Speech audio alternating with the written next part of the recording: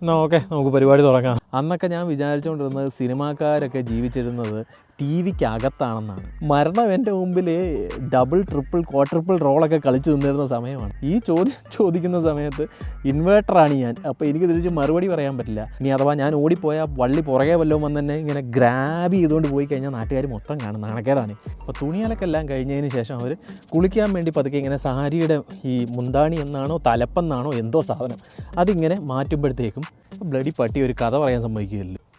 എന്നാൽ ഓക്കെ, നമുക്ക് പരിപാടി തുടങ്ങാം. ഒരു കഥ പറഞ്ഞു തുടങ്ങാം. എൻ്റെ ചെറുപ്പത്തിൽ എന്ന് പറയുമ്പോൾ ഞാനൊരു 3ാം ക്ലാസ് 4ാം ക്ലാസ്സൊക്കെ പഠിക്കുന്ന സമയത്ത് ഈ ദൂരദർശനൊക്കെ മാത്രമുള്ളൊരു സമയമുണ്ട്. അപ്പോൾ നമുക്കിങ്ങനെ ഒരുപാട് എൻ്റർടൈൻമെൻറ്റിനുള്ള മീഡിയവും കാര്യങ്ങളും ഒന്നുമില്ല. ആ കൂടെ ഉള്ളൊരു സാധനമെന്ന് പറയുന്നത് ഞായറാഴ്ച ദിവസം ഈ ശക്തിമാൻ ഒന്ന് കാണുക എന്ന് പറയുന്നതാണ്. ഈ ശക്തിമാൻ കാണൽ മിക്ക ദിവസവും നടക്കില്ല. കാര്യം എന്താണെന്ന് പറഞ്ഞാൽ ഈ സൺഡേ സ്കൂൾ എന്ന് പറയുന്ന പരിപാടിയുണ്ട് ഞായറാഴ്ച. ബ്ലഡി പട്ടി ഒരു കഥ പറയാൻ സമ്മതിക്കുകയല്ലോ. Okay, whatever, let's come back. അപ്പോൾ ഈ ശക്തിമാൻ കാണാൻ വേണ്ടി നമ്മൾ 12:30 മറ്റോ അങ്ങോട്ട് തിരിച്ച് വരണം. പക്ഷേ വീട്ടിൽ നിന്ന് പള്ളിയിലേക്ക് ഏകദേശം ഒരു 2 കിലോമീറ്റർ ദൂരമുണ്ട്. പള്ളിയിൽ നിന്ന് എങ്ങനെ ഈ സൺഡേ സ്കൂൾ കഴിഞ്ഞിട്ട് എങ്ങനെ ഇറങ്ങി ഓടിയെന്ന് പറഞ്ഞാലും ഇത് തീരുമ്പോഴത്തേക്കും ഇവിടെ എത്തില്ല, തീരുന്നതിന് മുമ്പ് ഇവിടെ എത്തില്ല. പിന്നെ സംഭവിക്കുന്നതെന്ന് പറഞ്ഞാൽ ഒരു ഇടവഴിയുണ്ട്, ഇടവഴിയല്ല ഒരു കുറുക്ക് വഴിയുണ്ട് പെട്ടെന്ന് വരാനുള്ള വഴി. അത് പക്ഷേ ഒരു കാട്ടിൽ കൂടെയൊക്കെ കയറി ഒരു തോടിൻ്റെ സൈഡിൽ കൂടെയൊക്കെ വന്നാൽ ഒരു ശകലം ദൂരം കുറവുണ്ട്. അങ്ങനെ വന്നു കഴിഞ്ഞാൽ ഒരല്പം നേരത്തെ നമുക്ക് എത്താം. പക്ഷേ അപ്പോൾ എങ്ങനെ സ്പീഡിൽ വന്നെന്ന് പറഞ്ഞാലും ഏറ്റവും അവസാനം ഈ പരിപാടി കഴിഞ്ഞ് വെച്ച് ശക്തിമാൻ്റെ വക ചില ഗുണപാഠങ്ങളുണ്ട്.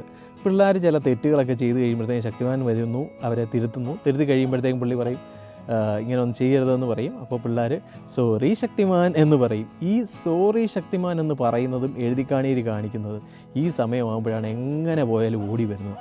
എന്നിരുന്നാൽ പോലും വീണ്ടും വീണ്ടും വീണ്ടും എല്ലാ ആഴ്ചയും പറന്നോടി വരും, എന്തെങ്കിലും അതിൻ്റെ ഒരു ബിറ്റെങ്കിലും കാണണമെന്ന് പറഞ്ഞ്. കാര്യം എന്താണെന്ന് വെച്ചാൽ പിറ്റേ ദിവസം നമ്മൾ ക്ലാസ്സിലേക്ക് ചെല്ലുമ്പോൾ ഈ ബാക്കിയുള്ള ഫ്രണ്ട്സ് എല്ലാം കൂടെ കഥ പറയും. ഇന്നലെ ശക്തിമാൻ അവനെ ഇങ്ങനെ ഇടിച്ചത് കണ്ടോ, അങ്ങനെ തൊഴിച്ചത് കണ്ടോ എന്നൊക്കെ പറയും. അപ്പം നമുക്ക് പറയാനൊന്നുമില്ല, നമ്മളവിടെ നിന്ന് അതെ അതെ അതെ അല്ലെങ്കിൽ യാ ഇതൊക്കെ പറഞ്ഞ് ഇങ്ങനെ ഇരിക്കുകയാണ്. ഇതിനപ്പുറത്തേക്ക് ഒരു പ്രാവശ്യമെങ്കിലും ശക്തിമാൻ്റെ ഇടിയെക്കുറിച്ച് ഒരു 2 ഡയലോഗ് അടിക്കാൻ വേണ്ടി മനുഷ്യൻ കിടന്ന് വെമ്പുകയാണ്. അതിനുള്ള ഓട്ടമാണ് എല്ലാ ഞായറാഴ്ചകളിലും നടക്കുന്നത്. പക്ഷേ എങ്ങനെ ഓടിയിട്ടും സമയത്തെത്തുന്നില്ല. പെട്ടെന്ന് ഇതിങ്ങനെ പറഞ്ഞപ്പോഴാണ് പെട്ടെന്ന് ഞാൻ ഒരാൾ പറഞ്ഞു കേട്ടിട്ടുള്ളൊരു കഥ കേട്ടിട്ടുള്ളത്. ഇത് സത്യമാണോ എന്നറിയില്ല. ഒരു സിനിമാ തിയേറ്റർ പണ്ട് കാലത്താണ്. അപ്പോൾ ഇന്നത്തെ പോലെയൊന്നുമല്ല, തിയേറ്ററിലൊക്കെ 100 ദിവസം 150 ദിവസം 200 ദിവസമൊക്കെ സിനിമ ഓടുന്ന കാലമാണ്. അങ്ങനെ ഒരു സിനിമ 100 ദിവസം ഒരു തിയേറ്ററിൽ ഓടി. ആ സിനിമയിലപ്പം സിനിമയുടെ director, producer, actor, main stars അങ്ങനെയൊക്കെ ഉള്ളവരൊക്കെ ഈ 100ാം ദിവസം സെലിബ്രേറ്റ് ചെയ്യാൻ വേണ്ടി വരികയാണ്. അപ്പോൾ വന്നു കഴിയുമ്പോഴത്തേക്കും തിയേറ്ററിൻ്റെ ഓണർ പറയുന്നു, നിങ്ങൾക്ക് ഞാൻ ഒരാളിനെ പരിചയപ്പെടുത്തി തരാമെന്ന് പറഞ്ഞിട്ട് ഒരു ആളിനെ ചൂണ്ടിക്കാണിച്ചു, ഒരു സാധാരണക്കാരനെ ചൂണ്ടിക്കാണിച്ചിട്ട് പറഞ്ഞു, ഈ ആൾ നിങ്ങളുടെ സിനിമ 100 ദിവസവും ഇവിടെ വന്ന് കണ്ടതാണ്. ഈ കഴിഞ്ഞ 100 ദിവസം പുള്ളി വന്നിരുന്നു. അപ്പോൾ നിങ്ങൾ അയാളെ ഒന്ന് വിളിച്ച് ഒന്ന് നന്ദി പറയുകയാണെങ്കിൽ പുള്ളിക്കും ഭയങ്കര സന്തോഷമാകുമെന്ന് പറഞ്ഞു. അപ്പോൾ ഡയറക്ടർ ഈ സാധാരണക്കാരനെ വിളിച്ചിട്ട് ചോദിച്ചു, ചേട്ടൻ ഈ സിനിമ കണ്ടോ? പുള്ളി പറഞ്ഞു, കണ്ടു. ചേട്ടൻ ഈ സിനിമ ഇഷ്ടപ്പെട്ടോ? ഇഷ്ടപ്പെട്ടു. ഇത് 100 ദിവസവും കണ്ടോ? പിന്നെ ഞാൻ 100 ദിവസവും കണ്ടു. എന്താ 100 ദിവസവും കാണാനും മാത്രം അത്ര ഇഷ്ടപ്പെട്ടത് എന്താ എന്ന് ചോദിച്ചു. അപ്പോൾ പുള്ളി പറഞ്ഞു, നമ്മുടെ ഈ ഇൻ്റർവെലിനോട് അടുത്തൊരു സീനുണ്ടല്ലോ, നായകൻ ബോംബെ ഇങ്ങനെ ഗുണ്ടയായിട്ട് ഇങ്ങനെ തിരിച്ചിങ്ങനെ വരുന്ന സീൻ. അപ്പോൾ ആ സീൻ വരുന്നതിന് മുമ്പ് നായികയും കൂട്ടുകാരിയും കൂടെ ഈ തോട്ടിലിറങ്ങി ഇങ്ങനെ തുണി അലക്കിക്കൊണ്ടിരിക്കുകയാണ്. അപ്പോൾ തുണി അലക്കെല്ലാം കഴിഞ്ഞതിന് ശേഷം അവർ കുളിക്കാൻ വേണ്ടി പതുക്കെ ഇങ്ങനെ സാരിയുടെ ഈ മുന്താണി എന്നാണോ തലപ്പെന്നാണോ എന്തോ സാധനം അതിങ്ങനെ മാറ്റുമ്പോഴത്തേക്കും പെട്ടെന്ന് ആ നായകൻ തിരിച്ചു വരുന്ന ട്രെയിൻ ഇങ്ങനെ എന്ന് പറഞ്ഞ് ഇങ്ങോട്ട് വരും. അപ്പോഴത്തേക്കും ആ ട്രെയിൻ വരുമ്പോഴത്തേക്കും ഇവർ പെട്ടെന്ന് ഈ സാരി ഇങ്ങനെ തിരിച്ചിടും. ആ ട്രെയിൻ അങ്ങ് പോകുമ്പോഴത്തേക്കും നായകൻ്റെ റീ എൻട്രി കാണിച്ച് ആ സീൻ അവിടെ വെച്ച് അങ്ങ് കട്ടാകും. അങ്ങനെയാണ് എന്ന് പറഞ്ഞു. അപ്പോൾ സംവിധായകൻ പറഞ്ഞു, അതെ ആ സീനല്ലേ, ഓക്കെ. പക്ഷേ പുള്ളി മനസ്സ് വിചാരിച്ചു ഇതിൻ്റെ അകത്ത് എന്ത് വഴക്കാണെന്ന് ഇങ്ങനെ വിചാരിക്കുന്നുണ്ട്. അപ്പോൾ പുള്ളി ചോദിച്ചു, ഈ സീൻ കാണാൻ വേണ്ടിയാണോ 100 ദിവസവും വന്നതെന്ന് ചോദിച്ചു. അതെ ഈ സീൻ കാണാൻ വേണ്ടിയാണ് ഞാൻ 100 ദിവസം വന്നതെന്ന് പറഞ്ഞു. അപ്പോൾ ചോദിച്ചു, എന്താ ഇത്ര പ്രത്യേകത എന്ന് ചോദിച്ചപ്പോൾ പറഞ്ഞു, അതേ സാറേ, ഇത് നമ്മുടെ ഇന്ത്യൻ റെയിൽവേ ആണല്ലോ. ഈ 100 ദിവസത്തിൽ ഏതെങ്കിലും ഒരു ദിവസം ഈ റെയിൽവേക്കാർ ഈ ട്രെയിൻ ഒന്ന് താമസിച്ച് വിട്ടിരുന്നെങ്കിൽ നായിക ആ സാരി മാറ്റിയുള്ള കുളിയൊന്ന് കാണാമല്ലോ എന്ന് വിചാരിച്ചാണ് ഞാൻ ഈ 100 ദിവസം വന്നത് എന്ന്. സത്യമാണോ എന്നറിയില്ല, പക്ഷേ ഇങ്ങനൊരു കഥ ഞാൻ കേട്ടിട്ടുണ്ട്, തമാശ കഥയാകാം. അപ്പോൾ എന്ത് സംഭവിച്ചു എന്ന് വെച്ചാൽ ഒരു ദിവസം നമ്മുടെ ജൂണൊക്കെ ഉള്ള സമയത്ത് നല്ല മഴ പെയ്യുന്ന സമയം. അപ്പോൾ ഈ മഴയൊക്കെ ശക്തമായിട്ട് നിൽക്കുന്ന ഒരു ദിവസം രാവിലെ പള്ളി കഴിഞ്ഞേച്ച് ഞാൻ ഇറങ്ങി ഓടുകയാണ്. അപ്പോൾ ഇറങ്ങി ഓടിയപ്പോഴത്തേക്കും എൻ്റെ അടുത്ത് ആളുകൾ പറഞ്ഞു, മോനെ ഇന്ന് കുറുക്ക് വഴി കൂടെ ഒന്നും പോകല്ലേ, ഇന്ന് നല്ല വെള്ളമൊക്കെ ആ തോട്ടിലൊക്കെ വെള്ളം കയറിയിട്ടുണ്ടാക്കി നേരെയുള്ള വഴിയെ പോയാൽ മതിയെന്ന് പറയുന്നു. നമുക്ക് എങ്ങനെയെങ്കിലും ശക്തിമാൻ്റെ ഒരു പീസ് കാണണമെന്നുള്ള ആഗ്രഹമുണ്ടല്ലോ. അപ്പോൾ അതിനു വേണ്ടി ഈ വഴി കൂടെ തന്നെ വരാമെന്ന് തീരുമാനിച്ചു. അങ്ങനെ ഞാൻ ഇറങ്ങി പറമ്പിലേക്ക് ഇറങ്ങി തോടിൻ്റെ സൈഡിൽ വഴി കൂടെ ഇങ്ങനെ ഓടി വരുമ്പോഴാണ് ഞാൻ അബദ്ധം മനസ്സിലാക്കുന്നത്. ഭയങ്കരമായിട്ട് തോട്ടിൽ കൂടെ നല്ല ഒഴുക്കുണ്ട്, വെള്ളം നല്ലപോലെ കയറിയിട്ടുണ്ട്. എന്നിരുന്നാലും തോടിൻ്റെ സൈഡിലത്തെ തിട്ടേ കൂടെ ഞാനിങ്ങനെ പതുക്കെ ഇങ്ങനെ നടന്നു പോവുകയാണ്. പോകുന്ന വഴിയിൽ എനിക്കൊരബദ്ധം പറ്റുന്നു. എൻ്റെ കാലൊന്ന് തെന്നുന്നു, എൻ്റെ കാലിലെ ചെരുപ്പ് വെള്ളത്തിലേക്ക് അങ്ങോട്ട് വീഴുന്നു. അപ്പോൾ ഈ ചെരുപ്പ് നേരെ വെള്ളത്തിലേക്ക് വീഴുന്ന ഒരൊറ്റ സെക്കൻഡിൽ തന്നെ ഇതങ്ങ് ഒഴുകി പോകാൻ വേണ്ടി തുടങ്ങി. കാരണം വെള്ളത്തിന് അതുപോലത്തെ ഒഴുക്ക് വന്നിരിക്കുന്ന സമയമാണ്. അപ്പോൾ ഞാൻ ഒരു ദിവസം ഒന്ന് ചിന്തിച്ചു, ഈ ചെരുപ്പ് ഉപേക്ഷിക്കണോ നടന്നു പോകണോ എന്ന് ഞാനങ്ങ് ചിന്തിച്ചു. ചെരുപ്പ് ഉപേക്ഷിച്ചിട്ട് ഞാൻ വീട്ടിലേക്ക് ചെല്ലുകയാണെങ്കിൽ വീട്ടിൽ നിന്ന് ചോദ്യം ഉണ്ടാകും, ചെരുപ്പ് എവിടാ എന്നുള്ള ചോദ്യം ഉണ്ടാകും. ചെരുപ്പ് കാണാനില്ല എന്ന് പറഞ്ഞു കഴിഞ്ഞാൽ തല്ലി മനുഷ്യനെ കൊല്ലും. അപ്പോൾ അങ്ങനെ തല്ലുകൊണ്ട് കാറി കൂവി നാട്ടുകാരെ മുഴുവൻ അറിയിച്ച് ചാകുന്നതിലും ഭേദം ഈ വെള്ളത്തിലോട്ട് എടുത്തങ്ങ് ചാടാം, ചാടിയിട്ട് ചെരുപ്പ് പിടിക്കാം. ഇനി എങ്ങനെയെങ്കിലും രക്ഷപ്പെടാൻ സാധിച്ചാൽ, ചെരുപ്പുമായിട്ട് രക്ഷപ്പെടാൻ സാധിച്ചാൽ വീട്ടിൽ പോവാം, അല്ലെങ്കിൽ നല്ല വെള്ളമൊക്കെ കുടിച്ച് സന്തോഷകരമായിട്ട് മരിക്കാമല്ലോ എന്നും പറഞ്ഞു വെച്ച് നിപ്പ് ഞാൻ എടുത്ത് വെള്ളത്തിലേക്ക് ഒറ്റ ചാട്ടം.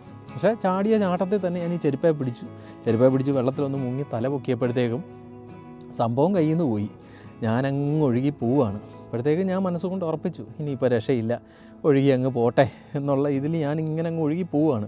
അപ്പോൾ പോകുമ്പോൾ ഈ തോട് നേരെ പോകുന്ന മണിമലയാർ എന്ന് പറയുന്ന ഒരു ആറ്റിലേക്കാണ് പോകുന്നത്. അപ്പോൾ ഞാൻ മനസ്സുകൊണ്ട് ഇങ്ങനെ പ്രാർത്ഥിക്കുകയാണ്, എവിടെയെങ്കിലും തട്ടിത്തടഞ്ഞൊന്നും നിൽക്കല്ലേ, വഴിയിലൊന്നും ആരും രക്ഷിക്കാനൊന്നും ശ്രമിക്കല്ലേ, മലമലയാറ്റിൽ പോയേച്ച് അങ്ങ് മുങ്ങി തീർന്നേക്കണേ എന്ന്. പ്രശ്നം എന്താണെന്ന് വെച്ചാൽ വഴിയിൽ എവിടെയെങ്കിലും തട്ടി നിന്ന് കഴിഞ്ഞാൽ തിരിച്ചിങ്ങോട്ട് പോകാനുള്ള വഴി അറിയത്തില്ല. ഇനി വഴി അറിയാമെങ്കിൽ തന്നെ എങ്ങനെയെങ്കിലും തപ്പിത്തിടിച്ച് വീട്ടിൽ ചെല്ലുമ്പോഴത്തേക്കും തിരിച്ചു ചെല്ലേണ്ട സമയം കഴിയും. അപ്പം ഇതുവരെ നീ എവിടെയായിരുന്നടാ എന്നുള്ള ചോദ്യം വരും, അതിനുള്ള അടി കൊണ്ട് ചാകേണ്ട വരും. ഇനി അതല്ല, മണിമലയാറ്റിലെങ്ങാനും ചെല്ലുന്ന വഴി ആരെങ്കിലും ആൾക്കാർ പിടിച്ചെഴുന്നേപ്പിച്ച് രക്ഷിക്കുക എന്ന് വിചാരിക്കുക. അവർ ചോദിക്കും, മോൻ്റെ വീട് എവിടെയാണ്, മോൻ എങ്ങനെയാണ് ഇവിടെ വന്നേ, ഇങ്ങനത്തെ ചോദ്യങ്ങളൊക്കെ ചോദിക്കും. ഈ ചോദിക്കുന്ന സമയത്ത് ഇൻവേർട്ടറാണ് ഞാൻ. അപ്പോൾ എനിക്ക് തിരിച്ച് മറുപടി പറയാൻ പറ്റില്ല. അപ്പോൾ അവിടെ നിന്ന് ചാകുന്നതിലും ഭേദം ഈ വെള്ളത്തിൽ തന്നെ കിടന്നങ്ങ് മണിമലയാറ്റിൽ പോയി മുങ്ങി തീരട്ടെ എന്നും പറഞ്ഞു വെച്ച് ഞാൻ ഇങ്ങനെ സമാധാനത്തിൽ ഒഴുകി പോകുമ്പോഴാണ് ശരിയായിട്ടുള്ള ഞാൻ എൻ്റെ ഘാതകനെ കാണുന്നത്. ഈ വെള്ളമല്ല ശരിക്കും എൻ്റെ ഘാതകൻ. എൻ്റെ ഘാതകൻ എന്ന് പറയുന്നത് ഈ മരത്തിൻ്റെ മുകളിൽ നിന്ന് ഒരു വള്ളി പോലെ ഒരു സാധനം ഇങ്ങനെ വെള്ളത്തിലേക്ക് ഇങ്ങനെ ആടി ഇങ്ങനെ കിടക്കും. ഞങ്ങളുടെ നാട്ടിൽ അതിന് കിനാവള്ളി എന്നാണ് പറയുന്നത്. നിങ്ങൾക്ക് എക്സാക്ട്ലി എല്ലായിടത്തും പറയുന്ന വാക്ക് എന്താണെന്ന് എനിക്കറിയില്ല. അപ്പോൾ ഈ കിനാവള്ളി ഇങ്ങനെ തൂങ്ങി ഈ വെള്ളത്തിലേക്ക് കിടപ്പുണ്ട്. കിനാവള്ളിക്കൊരു ബാക്ക് സ്റ്റോറി ഉണ്ട്. എന്താണെന്ന് വെച്ചാൽ പണ്ട് ഈ ഇതിലും ചെറുപ്പത്തിൽ ഞാൻ അമ്മ ഈ തുണിയൊക്കെ അലക്കാൻ പോകുമ്പോൾ എന്നെയും പൊക്കി എടുത്തുകൊണ്ട് പോകും തോട്ടിലേക്ക്. അപ്പോൾ ഈ ചെറിയ ഞാൻ വന്ന് വെള്ളം കലക്കി അത് മുഴുവൻ വൃത്തികേടാക്കാതിരിക്കാൻ വേണ്ടി പുള്ളിക്കാരി ഇറക്കുന്ന ഒരു നമ്പറുണ്ടായിരുന്നു. കിനാവള്ളി അവിടെയും തൂങ്ങി കിടപ്പുണ്ട്. അപ്പോൾ പുള്ളിക്കാരി പറയും, ഈ തോട്ടിൽ വന്ന് വഴക്കുണ്ടാകുന്ന പിള്ളേരെ, വെള്ളം കലക്കുന്ന പിള്ളേരെ എല്ലാം കൂടി ഈ കിനാവള്ളിയുടെ വള്ളി വന്ന് കാലയിലൊരു പിടുത്തം പിടിക്കും. എന്നിട്ട് നേരെ പൊക്കിയെടുത്ത് ഒറ്റ കൊണ്ടുപോക്കാണ് മരത്തിൻ്റെ മുകളിലേക്ക് കൊണ്ടുപോയി വെച്ചിട്ട് അവിടെ ഇട്ട് മുറുക്കി അവിടെ കെട്ടി അങ്ങ് വെക്കും. പിന്നെ അവിടെ കിടന്ന് മരിക്കേണ്ടി വരും. ഇങ്ങനത്തെ പ്രശ്നമുണ്ട്, അതുകൊണ്ട് അടങ്ങിയിരിക്കണമെന്നും പറഞ്ഞ് പേടിപ്പിച്ച് വെച്ചിരിക്കുകയാണ്. അപ്പോൾ ഞാനിങ്ങനെ ഒഴുകി പോകുമ്പോഴത്തേക്കും കിനാവള്ളിയുടെ വള്ളികൾ ഇങ്ങനെ വെള്ളത്തിലിങ്ങനെ ആടി നിൽക്കുന്നു. ഒരു സെക്കൻഡ് ഞാൻ ആലോചിച്ചു, ഇവിടുന്ന് മണിമലയാർ വരെ പോയി അവിടെ നിന്ന് ഇനി ബോഡിയെ കണ്ടുപിടിച്ച് വീട്ടുകാർക്ക് ട്രാവൽ പ്രശ്നം അത്രയും വലിയ പ്രശ്നമാക്കണോ? ഈ കിനാവള്ളിയാണെങ്കിൽ ഇതേ പൊക്കി ഈ മരത്തിൻ്റെ മുകളിൽ തന്നെ കാണും, അവർക്കും വലിയ പ്രശ്നമില്ല, ഇവിടുന്ന് പൊക്കിയെടുത്ത് വീട്ടിലേക്ക് നടന്നു പോകാനുള്ള ദൂരമേ ഉള്ളൂ. അപ്പോൾ പിന്നെ ഇതല്ലേ നല്ലത് എന്നും പറഞ്ഞിട്ട് രണ്ടും കൽപ്പിച്ച് ഞാൻ ഈ കിനാവള്ളിയെ പിടിച്ചപ്പം ഞാൻ ഒഴുകിപ്പോയ ഞാൻ അവിടെ നിൽക്കുന്നു. ഞാൻ വീണ്ടും അടുത്ത പിടിക്കുന്നു, പിടിച്ച് കാല് ചവിട്ടി ഞാൻ മുകളിൽ കയറിയപ്പോൾ ഞാൻ വെള്ളത്തിൽ നിന്ന് രക്ഷപ്പെട്ടു. പക്ഷേ എന്നിട്ട് ഞാൻ ഒരു 5 മിനിറ്റ് അവിടെ നിന്നു. ഈ കിനാവള്ളിയുടെ ഒരു രീതി എങ്ങനെയാണെന്ന് എനിക്കറിയില്ലല്ലോ. ഇനിയിപ്പം പിടിച്ചപ്പം തന്നെ മുകളിലേക്ക് വിടുകയാണോ, അതോ കരയെ കയറ്റി ഒരു 5 മിനിറ്റ് വെയിറ്റ് ചെയ്യിപ്പിച്ചതിന് ശേഷം പൊക്കിക്കൊണ്ട് പോവുകയാണോ? ഇനി അഥവാ ഞാൻ ഓടിപ്പോയാൽ വള്ളി പുറകെ വല്ലതും വന്ന് തന്നെ ഇങ്ങനെ ഗ്രാബ് ചെയ്തുകൊണ്ട് പോയി കഴിഞ്ഞാൽ നാട്ടുകാർ മൊത്തം കാണും, നാണക്കേടാണ്. അതുകൊണ്ട് നിന്ന് വേണം എന്നെ എടുത്തോ എന്നും പറഞ്ഞ് 5 മിനിറ്റ് ഞാൻ അവിടെ നിൽക്കുന്നു. പിന്നെ രക്ഷപ്പെട്ടതിൻ്റെ ആ ഞെട്ടലും ഉണ്ട്, അതും കൂടെയാണ് നിൽക്കുന്നത്. എന്നിരുന്നാലും അത് കഴിഞ്ഞു, പ്രശ്നമൊന്നുമില്ല എന്ന് കണ്ടു കഴിഞ്ഞപ്പോഴത്തേക്കും പതുക്കെ ഞാൻ അവിടെ നിന്ന് അങ്ങ് നടന്ന് ഞാൻ നേരെ വീട്ടിലേക്ക് ചെല്ലുകയാണ്. വീട്ടിൽ ചെന്ന് കഴിയുമ്പോഴത്തേക്കും ശക്തിമാനും കഴിഞ്ഞു, ശക്തിമാനും കഴിഞ്ഞു, എല്ലാം കഴിഞ്ഞു. അപ്പോൾ അമ്മ ഇങ്ങനെ എന്നെ നോക്കുകയാണ്. നീ മഴ നനഞ്ഞോ എന്ന് ചോദിച്ചു. ഞാൻ പറഞ്ഞു മഴ നനഞ്ഞു. പക്ഷേ ഇത് നനഞ്ഞ പോലത്തെ നനയല്ലല്ലോ, നിന്നെ ഒരുമാതിരി മുക്കിയെടുത്ത പോലെ ഉണ്ടല്ലോ എന്നൊക്കെ പറയുന്നുണ്ട്. അപ്പം ഞാൻ എന്നൊക്കെ പറയുന്നതല്ല, ഞാൻ ഒന്നും മറുപടി പറയുന്നില്ല. കാരണം ഈ വെള്ളത്തിൽ വീണതും ചെരുപ്പെടുക്കാൻ നോക്കി ഈ കഥയൊക്കെ പറഞ്ഞു കഴിഞ്ഞാൽ നീ വെള്ളത്തിൽ ചാടുപോടാന്ന് ചോദിച്ചാൽ അടുത്തടി കിട്ടും. എന്ത് പറഞ്ഞാലും മരണം എൻ്റെ മുമ്പിൽ ഡബിൾ ട്രിപ്പിൾ ക്വാഡ്രിപ്പിൾ റോളൊക്കെ കളിച്ച് നിന്നിരുന്ന സമയമാണ്. അതുകൊണ്ട് ഒന്നും മിണ്ടി തല്ലുകൊള്ളണ്ടെന്ന് വിചാരിച്ച് ഞാൻ സൗമ്യനായിട്ട് അകത്തേക്ക് അങ്ങ് കയറി അങ്ങ് പോയി. ഓൾമോസ്റ്റ് ജീവൻ പോകുന്ന പോലത്തെ ഒരു അവസ്ഥ അന്ന് വന്നെങ്കിലും അന്ന് രക്ഷപ്പെട്ടതുകൊണ്ട് ഞാൻ കുഴപ്പമില്ലാത്ത 2-3 കാര്യങ്ങൾ പഠിച്ചു എന്ന് പറയാം. അതിൽ ഒന്നാമത്തെ കാര്യം എന്ന് പറയുന്നത്, ഈ മുതിർന്നവർ നമ്മളോട് പറയുന്ന, മുതിർന്നവരായിക്കോട്ടെ നമ്മുടെ പിയേഴ്സ് ആയിക്കോട്ടെ, എല്ലാവരും നമ്മളോട് പറയുന്ന 100% കാര്യങ്ങളും സത്യമല്ല. ചിലതൊക്കെ നേരെ ചൊവ്വേ അവർക്ക് അറിയാത്തതുകൊണ്ട്, ചിലർ അവരുടെ പൂർവികർ അവർക്ക് പറഞ്ഞു കൊടുത്തിരിക്കുന്നു, ചിലത് എവിടുന്നോ ഒക്കെ കേട്ടിട്ട് അവർ പറയുന്ന കാര്യങ്ങളുണ്ട് ബേസ് ഇല്ലാത്തത്. അതുകൊണ്ട് മറ്റുള്ളവർ പറയുന്ന എല്ലാ കാര്യങ്ങളും ശരിയല്ല എന്ന് പറയുന്ന ഒരു സത്യം ഞാനന്ന് മനസ്സിലാക്കി. അതുപോലെ നമ്മൾ ശത്രുക്കളാണെന്ന് വിചാരിക്കുന്ന എല്ലാവരും നമ്മുടെ ശത്രുക്കളല്ല. ചില സാഹചര്യങ്ങളിൽ നമ്മൾ വലിയ പ്രശ്നക്കാരാകും, നമ്മളെ ഉപദ്രവിക്കാൻ വരുമെന്ന് നമ്മൾ വിചാരിക്കുന്നവരായിരിക്കും നമ്മളെ ചിലപ്പം രക്ഷിക്കാൻ പോകുന്നത്. അതുകൊണ്ട് തന്നെ കാമായി നിന്നാൽ, മനസ്സ് ശാന്തമായിട്ട് നിന്നാൽ എത്ര വലിയ പ്രശ്നമാണെങ്കിലും നമുക്ക് അത്യാവശ്യമൊക്കെ ഡീൽ ചെയ്യാൻ പറ്റും എന്നൊരു കാര്യവും കൂടെ ഞാൻ അന്ന് പഠിച്ചു. ചിലപ്പോൾ നിങ്ങൾക്ക് തോന്നാം ഒരു ചെറിയ പരിപാടിയുടെ ഒരു തുമ്പ് കാണാൻ വേണ്ടി ആരെങ്കിലും ഇതുപോലത്തെ ചാകുന്ന പരിപാടി കാണിക്കൂടാ എന്ന് നിങ്ങൾക്ക് തോന്നാം. പക്ഷേ നിങ്ങളതിൻ്റെ പ്രായം മനസ്സിലാക്കണം.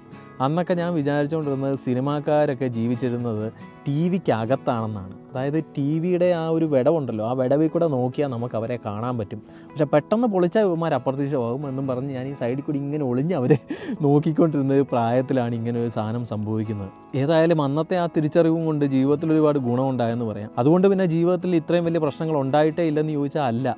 ജീവൻ പോകുന്ന പ്രശ്നങ്ങൾ അതിനു മുമ്പും അതിന് ശേഷവും ഇഷ്ടം പോലെ ഉണ്ടായിട്ടുണ്ട്. പ്രശ്നങ്ങളിൽ ഒരുപാട് എണ്ണത്തിൽ പോയി ചാടിയിട്ടുണ്ട്, വന്ന് തലയിൽ കയറിയിട്ടുണ്ട്. ഒരുപാട് നല്ല കാര്യങ്ങൾ സംഭവിച്ചിട്ടുണ്ട്, ഒരുപാട് നല്ല നല്ല മൊമെൻറ്റ്സ് ഉണ്ടായിട്ടുണ്ട്. സോ ഞാൻ എന്താണ് ചിന്തിച്ചതെന്ന് വെച്ചാൽ, ഇതുപോലെ ലൈഫിൽ നടന്നിട്ടുള്ള ചെറുതും വലുതുമായിട്ടുള്ള കാര്യങ്ങൾ ഇങ്ങനെ പതുക്കെ നിങ്ങളോടൊന്ന് ഷെയർ ചെയ്യാമെന്നാണ് ഞാൻ വിചാരിക്കുന്നത്. അതിൽ ചിലതൊക്കെ ചിലപ്പോൾ നിങ്ങളുടെ ജീവിത സാഹചര്യത്തിൽ കൂടെ നിങ്ങൾക്ക് വന്നു പോയിട്ടുള്ളതാകാം, ചിലപ്പോൾ വരാൻ സാധ്യതയുള്ളതാകാം. അങ്ങനെയാണെങ്കിൽ ഞാനെടുത്ത റൂട്ട് നിങ്ങൾക്കൊന്ന് കമ്പയർ ചെയ്യാം. ഈ ഒരു സാധനം നിങ്ങളുടെ ലൈഫിൽ അതേ രീതി നിങ്ങൾ ചെയ്യണമെന്നല്ല ഞാൻ പറയുന്നത്. അങ്ങനെ ചെയ്താൽ റിസൾട്ട് എങ്ങനെ വരാം എന്നൊരു ഒരു കമ്പയർ അനാലിസിസ് വേണമെങ്കിൽ നിങ്ങൾക്ക് നടത്താം. നിങ്ങൾക്ക് അങ്ങനെയുള്ള സിറ്റുവേഷൻ നിങ്ങളുടെ ലൈഫിൽ വരാൻ സാധ്യതയുണ്ടെന്നുണ്ടെങ്കിൽ അതിന് ഏതെങ്കിലും രീതിയിൽ പ്രിക്കോഷ്യസ് ആകാൻ ഈ അനുഭവ കഥകൾ നിങ്ങൾക്ക് സഹായപ്പെടുമെങ്കിൽ നിങ്ങൾക്കത് അങ്ങനെ ഉപയോഗിക്കാം. ഇനി അതല്ല, ഇങ്ങനെ ഒരു സാഹചര്യമൊക്കെ നിങ്ങളുടെ ലൈഫിൽ ഉണ്ടാകാനേ പോകുന്നില്ലെങ്കിൽ ഒരു കഥ കേൾക്കുന്ന പോലത്തെ രീതിയിൽ നിങ്ങൾക്ക് കേട്ടു പോകാവുന്ന, ലൈഫിൽ നടന്നിട്ടുള്ള കുറച്ച് കാര്യങ്ങൾ ഇങ്ങനെ പറഞ്ഞു പോകാമെന്നാണ് ഞാൻ ഉദ്ദേശിക്കുന്നത്. ഇപ്പം ഞാൻ പറഞ്ഞു കേട്ടുള്ള പ്രശ്നങ്ങൾ നമുക്ക് ഉണ്ടാക്കാവുന്ന പ്രശ്നങ്ങളെ പറ്റിയാണ്. ഇത് പറയുമ്പോൾ എനിക്ക് വേറൊരു സംഭവം ഓർമ്മ വരുന്നുണ്ട്. ഒരു കാര്യം ഒരാളിൽ നിന്ന് പറഞ്ഞ് മുമ്പിലേക്ക് പോകുന്നതിനനുസരിച്ച് അതിൻ്റെ ഇൻറ്റൻസിറ്റി കൂടി വരുന്ന ഒരു സംഭവം. അതായത് എൻ്റെ സ്കൂളിലെ ടീച്ചറിനെ തല്ലിക്കൊല്ലാൻ നോക്കിയ ആളാണ് ഞാൻ എന്നൊരു കഥ ഇപ്പോഴും എൻ്റെ സ്കൂൾ പരിസരങ്ങളിൽ അല്ലെങ്കിൽ പഴയ സ്കൂളിനകത്ത് പ്രചരിക്കുന്നുണ്ട്. ആ കഥ ഞാൻ ഇനി നെക്സ്റ്റ് ടൈം നിങ്ങളുടെ അടുത്ത് വരുമ്പോൾ പറയാം. സോ ഇപ്പം ഞാൻ പോയിട്ട് പിന്നെ വരാം. നല്ല മുടിഞ്ഞ വെയിലും പട്ടിയുടെ ശല്യവും ഭയങ്കരമായിട്ടുണ്ട്. സോ സാറിൻ്റെ കഥയുമായിട്ട് will meet again. Till then it's a bye from your neighbour Mallu RJ Sherin. ആരും എന്ത് സംഭവിച്ചെന്ന് വെച്ചാൽ, ഇതൊരു പൂച്ചയൊക്കെ അവിടെ ഇരിക്കും. ഇത് പറയട്ടെ, ബ്ലേഡി അലവലാതി ഉണ്ടല്ലോ. ഞാൻ ഈ തളച്ച് കീഴുന്നതിന് ചുവന്നുകൊണ്ട് വേറെ വല്ലയിടത്തോട്ടും പോകാൻ പാടില്ല. മനുഷ്യനൊരു കൊണയടിപ്പിക്കാൻ സമ്മതിക്കുക എന്ന് പറഞ്ഞു കഴിഞ്ഞാൽ, ഈ ഒടുക്കത്തെ വെയിലത്ത് ഞാനിവിടെ ഇരിക്കുക കേട്ടോ. ഇവർക്കൊരു ബോധമില്ല സ്ത്രീയെ. നിറയെ പട്ടികൾ, എവിടെ നിന്നൊക്കെയോ ഇഷ്ടം പോലെ പട്ടികൾ വന്നേച്ച് മനുഷ്യനെ ഇതെടുക്കാൻ സമ്മതിക്കുന്നില്ല. പറഞ്ഞാൽ എൻ്റെ ബാഗൊക്കെ അടിച്ചു പോകാൻ വേണ്ടിയായിരുന്നു. ദേ ഫ്രെയിമിൽ വന്ന സ്ഥിതിക്ക് വേണമെങ്കിൽ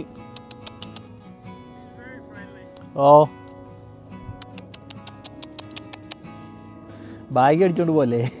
അതേപോലെ തന്നെ കാമായി നിന്നാൽ, മനസ്സ് ശാന്തമായി നിന്നാൽ എത്ര വലിയ